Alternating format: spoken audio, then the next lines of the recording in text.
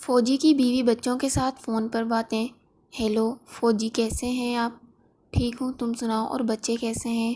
بیوی: میں ٹھیک ہوں، بچے بھی ٹھیک ہیں۔ سنائیں، گھر کب آ رہے ہیں؟ اس عید پہ چھٹی ملے گی یا ہمیشہ کی طرح عید کے بعد آؤ گے؟ فوجی: ٹھنڈی سانس لے کر شاید نہیں آ سکوں گا۔ بیوی: بچے روز پوچھتے ہیں، میں روز جھوٹ بولتی ہوں۔ کل گلی میں عمر اپنے سب دوستوں کو بتا رہا تھا کہ میرے پاپا اس عید پہ ضرور آئیں گے۔ فوجی: عمر کہاں ہے؟ میری بات کرواؤ۔ بیوی: عمر ادھر آؤ، تیرے پاپا کا فون ہے۔ عمر: میں نہیں کروں گا، پاپا گندے ہیں، وہ مجھ سے ملنے نہیں آتے، اتنے دن پتہ نہیں کہاں رہتے ہیں۔ بیوی: بیٹا لو بات کرو۔ عمر فون پکڑتے ہی اپنے پاپا سے کہا: پاپا میں آپ سے ناراض ہوں۔ پاپا کیسے ہیں آپ؟ فوجی: ٹھیک ہوں، بیٹا تم کیسے ہو اور کیوں ناراض ہو؟ اپنے پاپا سے: عمر پاپا آپ کہاں ہیں؟ آپ میرے اسکول رزلٹ پر بھی نہیں آئے، اب عید آنے والی ہے، آپ نہیں آ رہے۔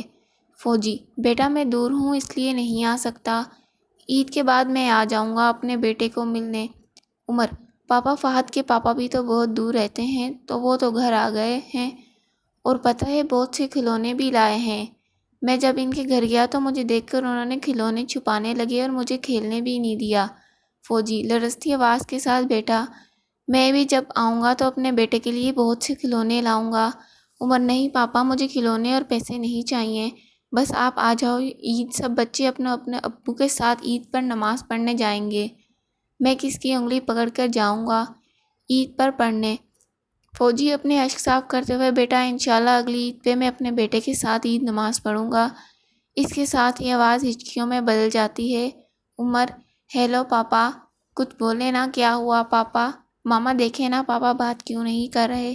فوجی آسمان کی طرف دیکھتے ہوئے اپنے آنسو پونچھتا اور کال ڈراپ کر دیتا ہے۔ اس پرچم کی قدر صرف وہ جانتے ہیں جو اس میں لیے جیتے ہیں، عوام تو صرف اس کو سر بلند یا کسی حادثے کے بعد سرنگوں دیکھا ہے۔ یہ ان سے پوچھو جو اس کے لیے سب کچھ چھوڑ کر پاگل کہلاتے ہیں۔ پرچم کی سر بلندی ایسے لوگوں کی قربانی کے بغیر کبھی نہیں ہوئی، تاریخ گواہ ہے۔